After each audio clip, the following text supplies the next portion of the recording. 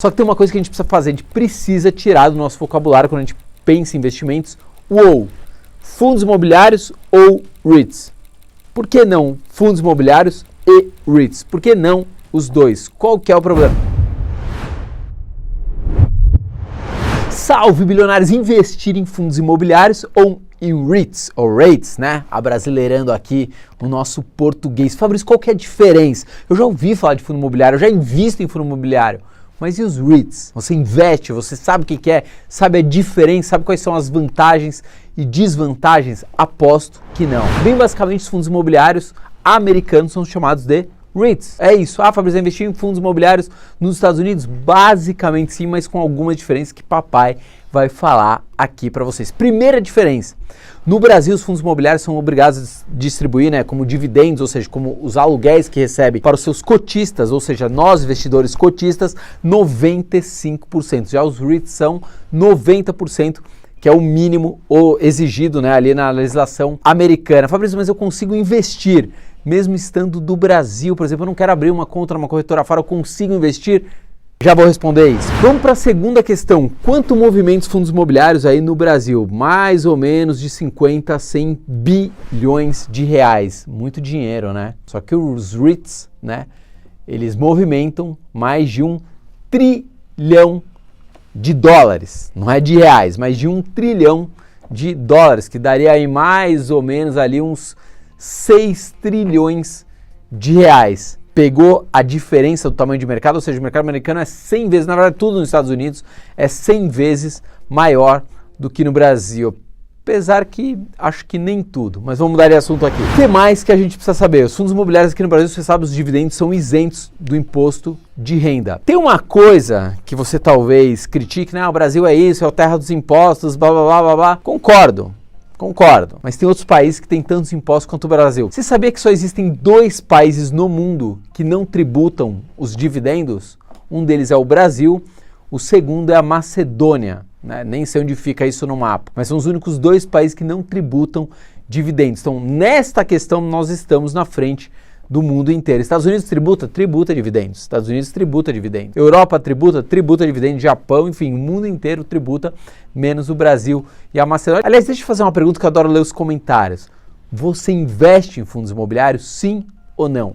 Eu invisto, eu mantenho minha carteirinha ali de fundos imobiliários que eu pretendo carregar ali por algumas décadas. Eu particularmente gosto muito aí de galpões logísticos. Não sei você o que você prefere. Fabrício, mas não tem nenhuma outra diferença? Tem. Os Estados Unidos são a terra da alavancagem, né? Não necessariamente você precisa ter dinheiro para fazer alguma coisa. Você só precisa que acreditem que você vai pagar. E o governo americano acredita que os REITs podem alavancar, ou seja, que eles vão pagar em algum momento suas dívidas. Como assim? Hoje aqui no Brasil eu sou um fundo imobiliário, eu não posso tomar um empréstimo no banco, sei lá, de 1 bilhão e comprar um prédio comercial, alugar e falar, opa, coloquei um novo imóvel no fundo imobiliário. Não pode. Por quê? Porque corre um risco sistêmico, né? Você está alavancando, você está pegando um empréstimo, você está trabalhando com dinheiro que, entre aspas, não existe. Nos Estados Unidos, os REITs, eles podem sim trabalhar alavancados. Fabrício, qual que é melhor neste momento? Brasil, fundos imobiliários, já vou explicar por quê. Tô aqui para isso. Só que tem uma coisa que a gente precisa fazer, a gente precisa tirar do nosso vocabulário quando a gente pensa em investimentos, fundos imobiliários ou REITs. Por que não fundos imobiliários e REITs? Por que não os dois? Qual que é o problema? Mas como que faz para investir?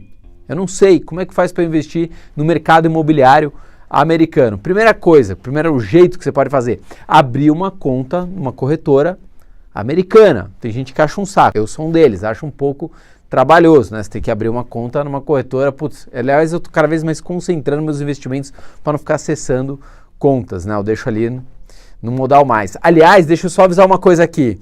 Hoje eu tô abrindo 4 vagas, tá? Acho que nós somos o único canal do mundo que faz isso. 4 vagas para você conseguir investir com o meu time, o mesmo time que cuida do meu patrimônio. Vai olhar toda a sua carteira, é de graça para quem é inscrito no canal. É só para quem é inscrito, você pode se inscrever agora, também não tem problema nenhum.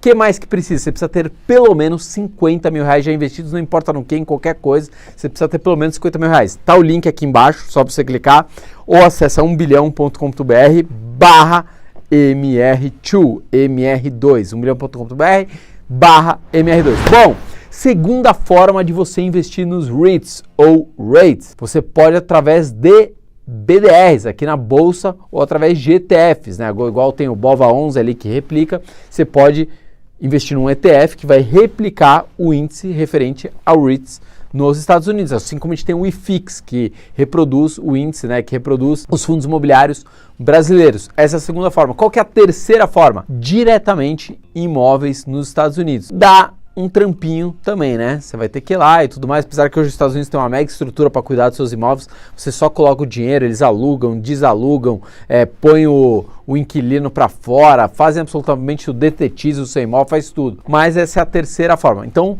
a segunda, obviamente, é a mais simples, através de BDRs ou ETFs aqui na Bolsa Brasileira.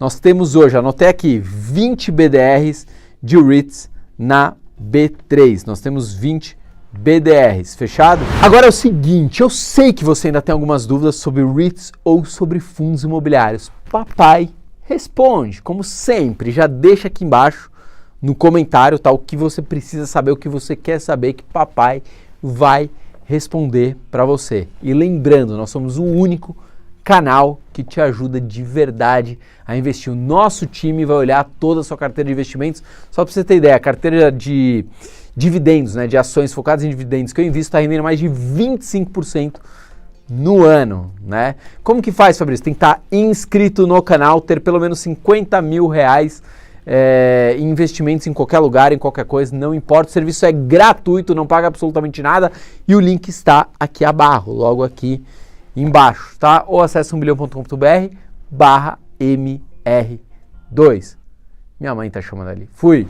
Fabrício, você tinha falado a principal ação, né? A que paga mais de 30% de dividendos. Aliás, uma ação controversa, né? Muita gente gosta, muita gente odeia. Pode ter interferência governamental, mas pagando mais de 30% de dividendos, vale ou não vale o risco? Cara, para mim vale muito. Não é a Vale. Não é a Vale. PETR4, as ações da Petrobras, exatamente isso, ações da Petrobras aí, podendo pagar mais precisamente 33,67% de dividendos. Uma bazuca. Fabrício, tem Petrobras na carteira? Óbvio, né? Para mim, do meu ponto de vista, eu não ter Petrobras na minha carteira é uma loucura.